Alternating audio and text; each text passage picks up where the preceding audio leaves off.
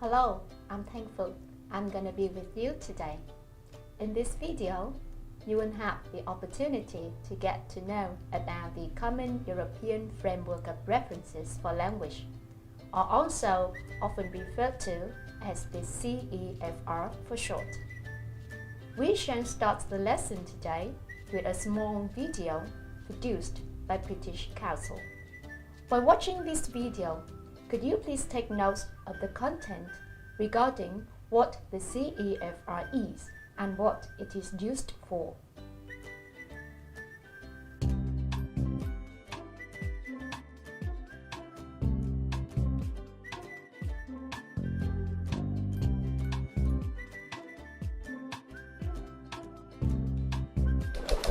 The Common European Framework of Reference for Languages, more commonly known as the CEFR, was developed by the Council of Europe to describe language learners' ability in European languages, including English.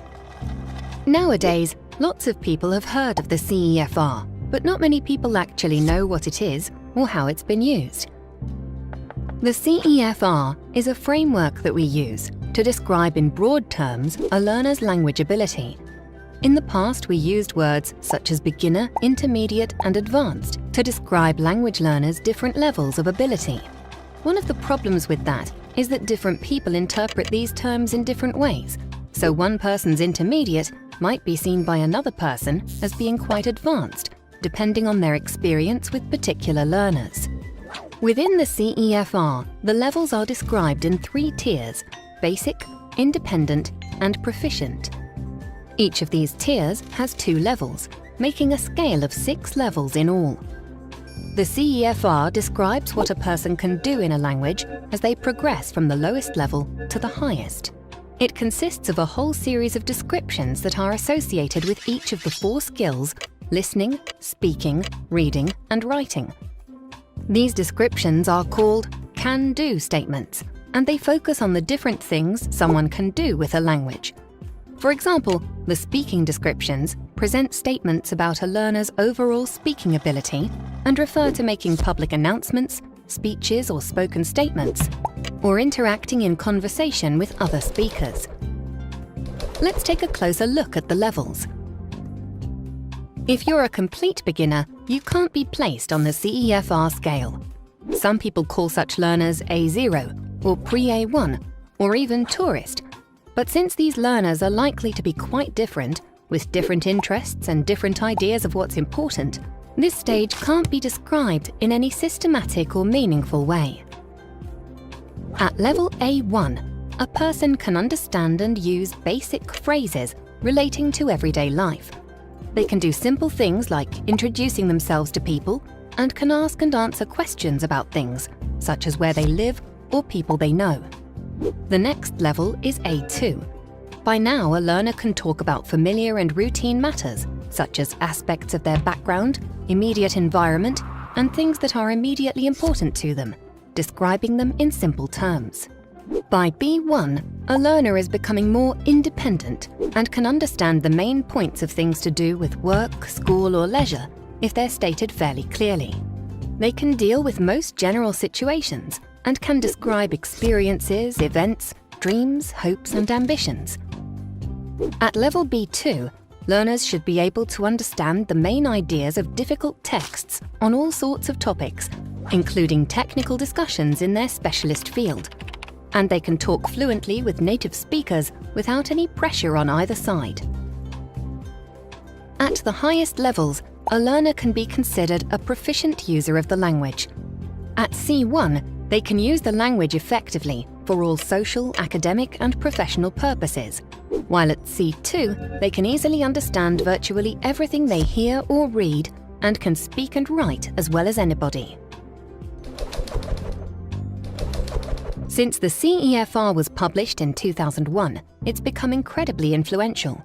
It's been used for lots of different things, such as evaluating learners' language needs and developing learning materials, syllabuses, and courses. Developing continuous and self-assessment tools and tests and exams. Developing teacher training programs. And describing government language policies. All major international tests claim a link between the scores they report and the CEFR, and so do all major textbooks, language syllabuses, and language programs. Its influence has spread outside of Europe to countries right across the world, so that now it is recognized internationally. The main value of the CEFR has been that it gives us a common language to describe proficiency levels. Even if my interpretation of what a B1 speaker can do with the language is a little different to yours, the differences are generally quite small. If you want to learn more about the CEFR, you should try the Council of Europe's website, or just use your favorite search engine and search for CEFR.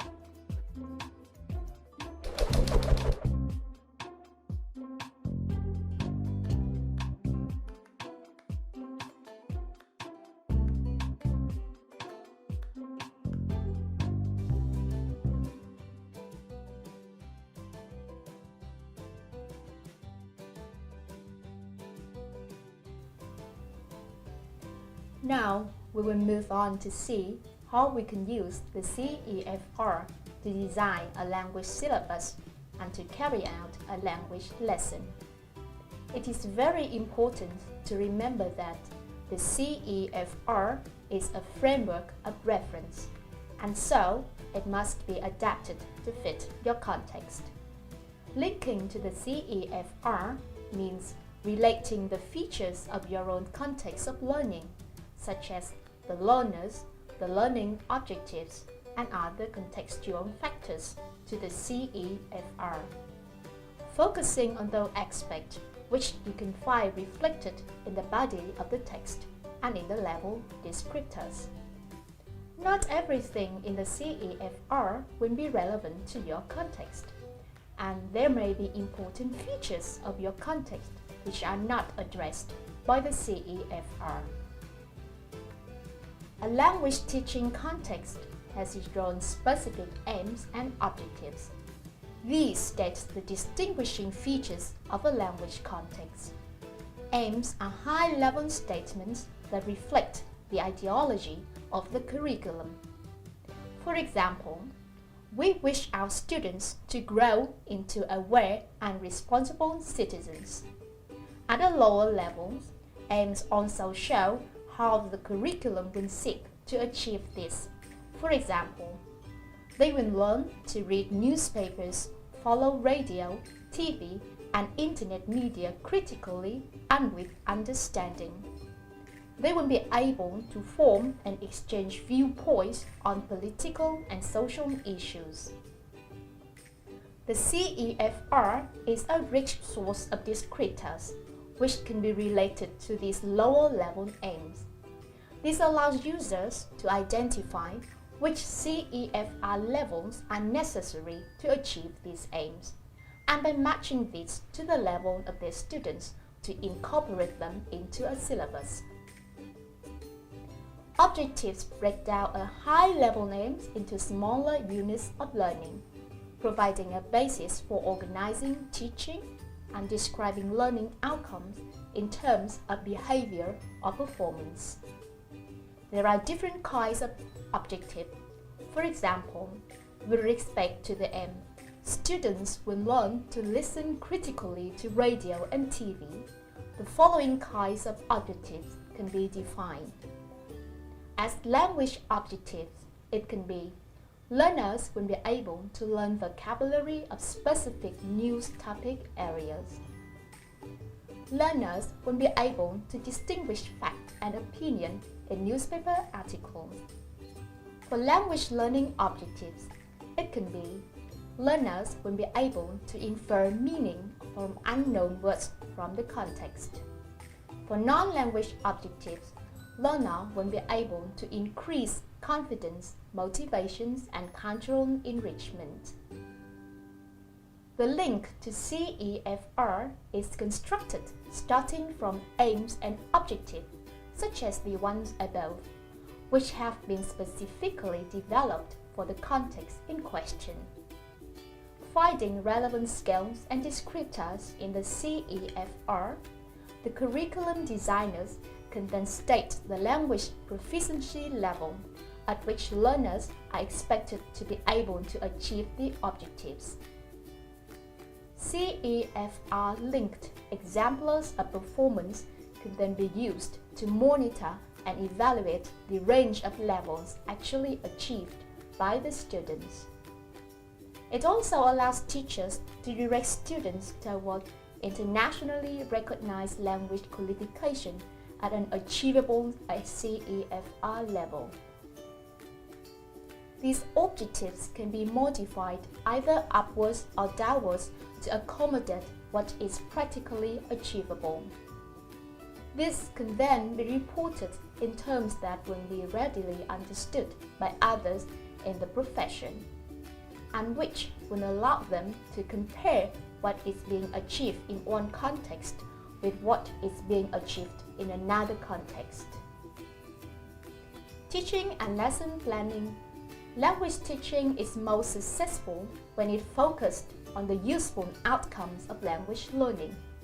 For example, on what exam grades mean in terms of specific skills and abilities, rather than simply the grades themselves. Linking teaching to the CEFR is a very effective way of achieving this. A clear proficiency framework provides a context for learning that can help learners to orient themselves and set goals. It is a basis for individualizing learning, as for each learner there is an optimal level at which they should be working. It allows teaching to focus on the strengths and weaknesses which are helping or hindering learners. It enables a shared understanding of levels, facilitating the setting of realistic learning targets for a group, and relating outcomes to what learners can do next.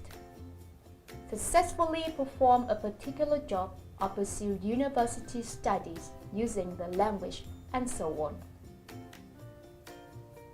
The CEFRs invite readers to be explicit about their own beliefs about the process of learning, which teaching approaches they favor, what they take to be the relative roles and responsibility of teachers and learners, and so on. These invitations to reflect on methodology show the CEFR as an open, flexible tool. However, there are some broad teaching and learning principles underlying the CEFR approach. The text of the CEFR emphasizes learners' communicative needs, including dealing with the business of everyday life, exchanging information and ideas, and achieving wider and deeper intercultural understanding. This is to be achieved by basing language teaching and learning on the needs, motivations, characteristics, and resources of learners. These convey the CEFR's communicative, action-oriented approach. This approach is broad and should be coherent with the aims of most school language learning. It is based on the model of language use and language learning. In this model, the two key notions are task and interaction. Language use is seen as purposeful, involving communication of meanings which are important to learners in order to achieve goals. The principle underlying this is that learning will be more effective where language is used purposefully. The CEFR promotes the use of task-based learning. To take the example given above, given the high-level aim of teaching students to read newspaper and discuss topical events, a range of tasks can be envisaged that would involve students in reading, discussing, explaining, or comparing newspaper stories, in selecting, adapting, or writing material for a classroom newspaper. Tasks such as these also give scope for working individually and in collaborative groups, for positively criticizing each other's work and so on. The CEFR skills describe levels in terms of what students can do and how well they can do it. Focusing on task and interaction enables teachers to understand students' performance level. At that level, where they can tackle reasonably successfully tasks at a level of challenge appropriate to their ability. This is not the same as demonstrating perfect mastery of some element of language. A student can perform a task successfully but still make mistakes. The importance of purposeful communication as an aspect of classroom language use does not mean, of course, that the focus on language form is not necessary. Reference level descriptions can give very useful guidance on the linguistic features which students may master well at a particular CEFR level, and those where they will demonstrate partial competence continuing to make mistakes. This helps the teachers to judge what are realistic expectations at each level. Examples of speaking or writing performance at different CEFR levels are very useful in this respect.